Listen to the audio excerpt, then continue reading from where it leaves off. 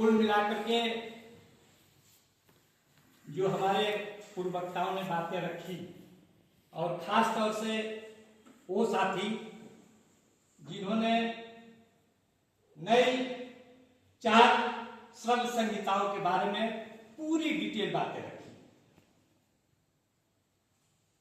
यह पूरा सेमिनार जिस तरह से अपने तैयारी के साथ आयोजित था, पूरा का पूरा सफल रहा। मैं उन श्रम संहिताओं के बारे में जो बातें की गई है, आप सभी साथी बैठे हुए निश्चित तौर पर देखे होंगे कि कैसे आज उन तमाम संघर्षों द्वारा हासिल जो अधिकार हम मजदूरों को मिला था, उसे आज नई नई श्रम संहिताओं बना करके और छीनने का प्रयास किया गया है। इन नई श्रम संहिताओं को जब साथी बात कर रहे थे तो कुछ साथियों को लग रहा था कि यह आने वाले समय में बहुत भयानक चीज है, और वास्तव में है। यदि आप उसकी डिटेल में जाएंगे तो आपको यूनियन बनाने पर रोक है, शामिल होने पर रोक है। आप देख सकते हैं कि यह आपका पूरा एक जीवन है। जो श्रम कानून बना था वह जीवन से पैदा हुआ संघर्षों द्वारा मिला था। आप सोच सकते हैं, एक कर्मकार मुआवजा अधिनियम बना था जहां पर काम करते वक्त चोट लग जाता था, आपकी कोई बीमारी हो जाती थी तो उसके लिए मुआवजा मिलता था। आज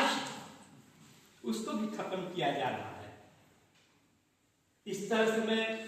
पूरे डिटेल में जाना नहीं चाहता, लेकिन एक बात है कि इन श्रम संहिताओं को जीवन से यदि जोड़कर देखा जाए तो उन मजदूरों के बीच हम सभी लोगों को जाकर के इन मोटी मोटी बातों को बतलाना पड़ेगा कि आज पूरा अतीत में जो इतिहास रहा है हम लोगों का संघर्षों का, मई दिवस का हो या अक्टूबर महान सभारा क्रांति का हो, या कह लिया जाए कि अपने देश में तेलंगाना आंदोलन हुआ है, या इस तरह से तमाम जो मजदूरों के संघर्ष हुए हैं, उस इतिहास को आज खत्म किया जा रहा है। लेकिन नहीं साथियों, इस बात का गवाह आज भी मौजूद है कि किस तरह से दिल्ली के बॉर्डर पर 13 महीने किसान आंदोलन चला और इन नीतियों के खिलाफ जो जन विरोधी नीतियां थी, समाज विरोधी नीतियां थी, संविधान विरोधी जो नीतियां थी, उसको किसानों ने वापस कराया। आज उसी क्रम में 12 फरवरी को भी फिर आंदोलन होने जा रहा है,